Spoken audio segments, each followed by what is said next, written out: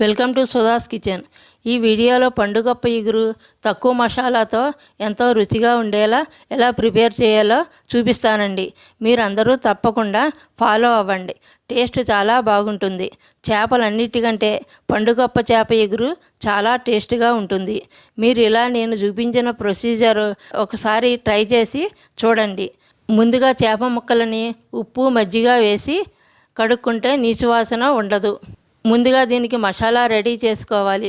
1 kilo చేపకి 3 ఉల్లిపాయలు, చిన్న అల్లం ముక్క, జీలకర్ర, 10 వెల్లుల్లి రెమ్మలు, చిన్న దాల్చిన చెక్క, 4 లవంగ మొగ్గలు, సరిపడా ఉప్పు, తగినంత కారం వేసుకుని మిక్సీ పట్టుకుని పక్కన పెట్టుకోవాలి.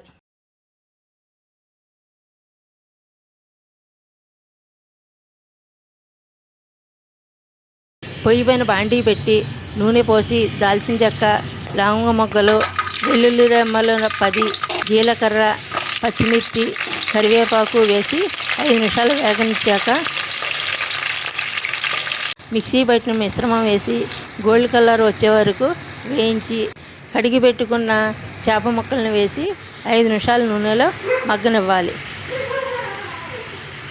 ముక్క మునిగే వరకు నీళ్లు పోసి మూత పెట్టి మీడియం మంట మీద ఉడకనివ్వాలి.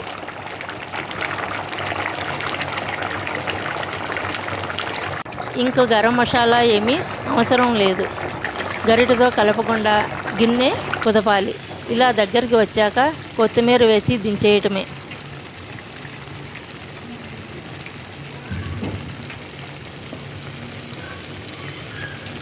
వేడివేడి అన్నంలో పండుగప్ప ఇగురు వేసుకుని తింటే చాలా బాగుంటుంది. మా ఛానల్ సబ్స్క్రైబ్ చేయని వారు సబ్స్క్రైబ్ చేయండి. Have a nice day.